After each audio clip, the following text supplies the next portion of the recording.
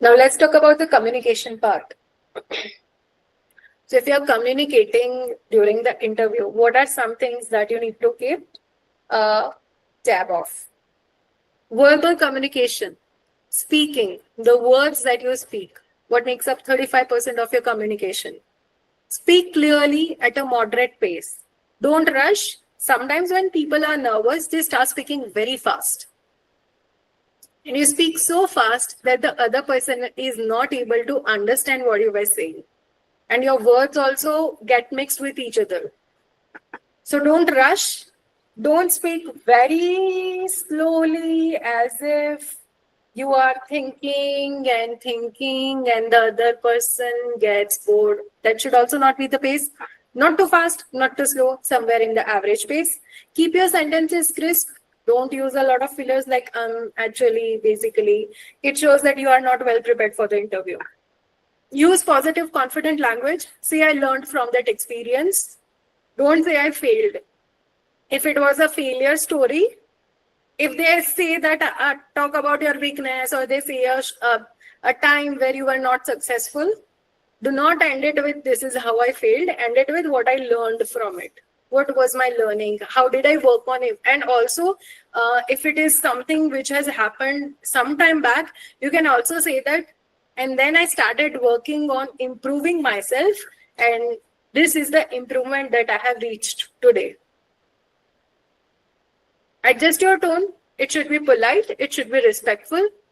Nothing casual, something that you talk to a friend. Are, chalo, abe, tabe. No. No slang words. Use proper, formal, polite language. Practice your answers beforehand. Internet will give you a list of 60, 70, 100, 120 common HR questions, common technical questions for your field which are asked. Decide what answers you can give in those questions. Practice speaking them in front of a friend. If you are a fresher, a lot of your friends would also be applying for a job, right? Practice your answers with each other. If there's no one to practice with, practice in front of the mirror. But speak. When you speak something, when I prepared this presentation, I prepared it on my own. I know all the slides. I know all the points. When I was preparing, I also thought of what would I say during this. Then I practiced teaching that entire thing in my mind. Like, it has been years and I have been teaching this a lot of times. So now, but if when I was a fresher also, if I didn't do this, what I would do in front of the class is fumble. What do I say about this? What should I share? This is not something which looks good in an interview. So practice your answers beforehand. And if you are someone who is not great at English, practice your English. Every day, 30 minutes of listening to an English podcast of your choice and reading 30 minutes. Listening and reading will improve your English. Subconsciously, you will learn the grammar rules. You will learn the language. A language cannot be learned using only rules of grammar. A language has to be learned by listening it, by reading it, and then speaking it. Okay? So practice your English. Do not wait for 10 days before the interview to say that, oh God, I don't know how to speak in English.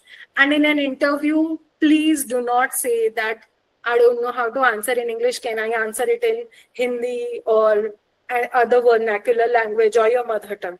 Okay. It happened with my husband. When I was preparing this yesterday, he shared with me that in my interview for the first job that I got as a fresher, the interviewer told him, it seems that you are not great at English. Why don't you answer in Hindi or Gujarati? Which is his mother tongue.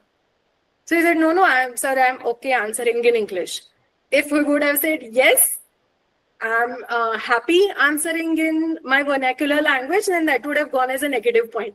That does not know English. He was like, no, I will speak in whatever English I know. So practice your English. And if the interviewer says it is okay if you don't speak English, don't switch to another language. Nowadays, it is very important to speak in English. in an interview and in your job also, because you will be communicating with your superiors, you will be doing email communication, and you cannot depend on ChatGPT while having a word like in-person communication. You cannot ask ChatGPT, now what should I write next, now what should I speak next.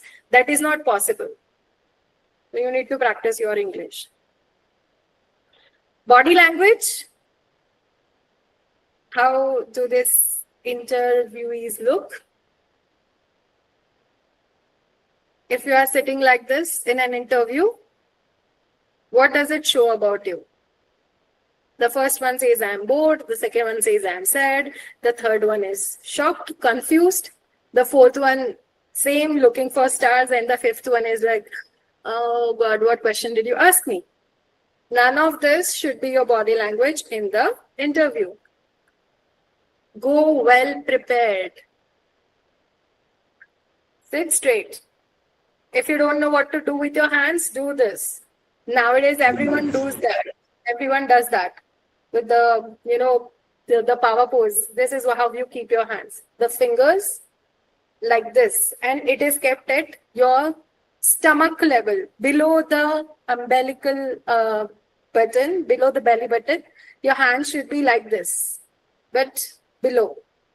If you see all the famous anchors, the famous politicians, people who stand on stage, they practice, their hands are always like this. I observe a lot of those people. If there's one person that I see who always is in this pose is Rajat Sharma from Aapki Adalat. Just watch the episode. You will see he'll always be like this, or he will be holding some paper in his hand. Otherwise, when he's standing, he's always like this. All the news anchors, you will see them doing this. So if nothing, just do this with your hand and put them on the table, below the table. No fidgeting. This is not okay. Sit upright, shoulders relaxed, straight. Look confident, no fidgeting with your fingers, your nails, your legs, shaking your legs, toes, feet, only moving your feet, tuck, tuck, tuck, tuck, tuck. Chattering your teeth, and your eyes are darting here and there. The interview is in front of you. Don't stare at them like this. Every 20 seconds, move your eyes so that it doesn't look like you are staring in their eyes, but maintain an eye contact. Natural eye contact, don't stare, and don't look down also. That means you are nervous or you are hiding something, either of the two. Smile appropriately. It should be warm. It should be not too forced, and it should not be very friendly also, because you are probably meeting them for the first time. So you can't have, no, it shouldn't be that bright also. Good enough after like 4-5 questions, if you feel natural camaraderie with them, a natural bond or a rapport, okay. But then you can't start laughing and having fun. It's still your job interview. The interviewer might be testing whether you know how to work in a formal environment, or how you need to behave in a formal environment, whether you can control your outburst of emotions. They do all this kind of tricks. Control gestures. Use your hands to emphasize, not to distract. They should not be so loud that your message goes away. Even silence communicates. Stay composed instead of fidgeting. You can wait, arrange your answer, or you can say that I would need a moment to think over it. Take a minute to think, organize everything, and then speak. Okay? You don't need to start filling immediately. The moment the question is answered, and now if I take a minute to think, it's wrong. No, it is not wrong. You are a human being. If you don't take a minute to think on stress questions, it means you have memorized everything previously. That is also not okay. Another thing, do not memorize the answers to the questions. Ratta nahi marna hai. Don't memorize everything. If you forget a word or a phrase, then your entire answer goes off. You have memorized, introduce yourself or tell me something about yourself. You have memorized an essay of 10 lines. Now at the 6th line, you forgot something. And then you are looking at the examiner, you are looking at the sky, and you are trying to remember that word. The interviewer would know that you have memorized the answer. Don't do that, especially for those with not fluent English.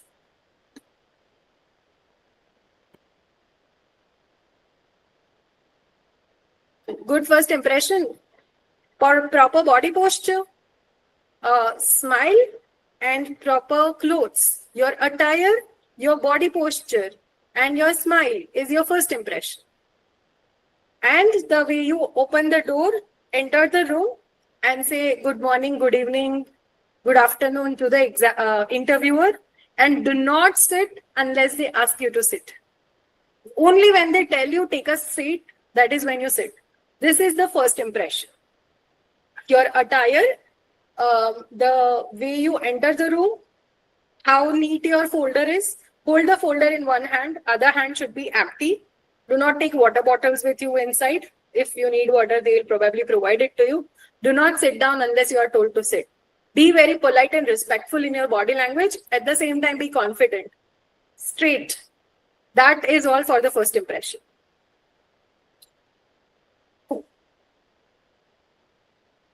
Active listening.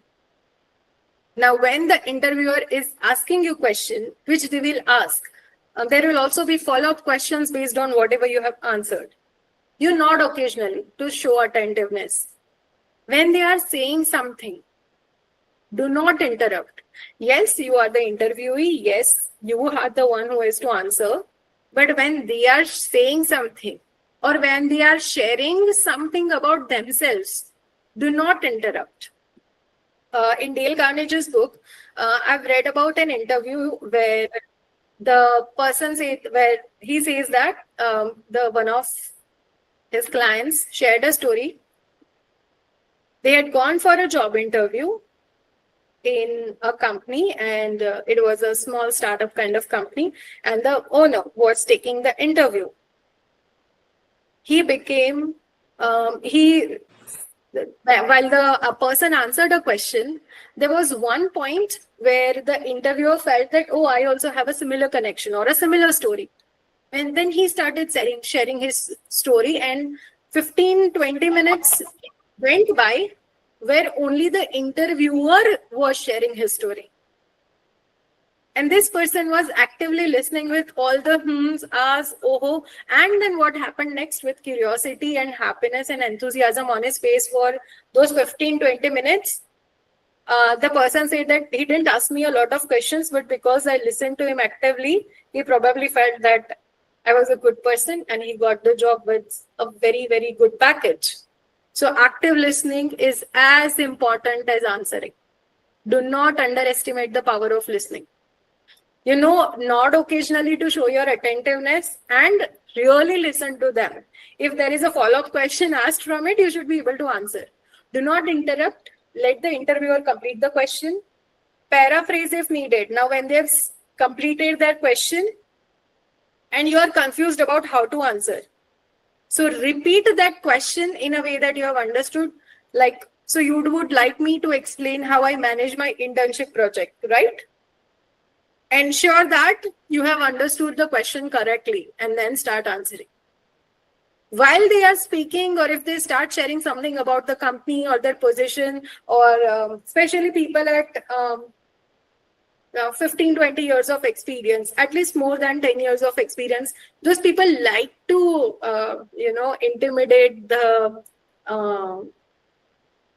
freshers by showing that I am someone who's great. And some people also like to brag. So they are like, how hard we used to work. I have done 15 years of hard work, 20 years of hard work to reach this place.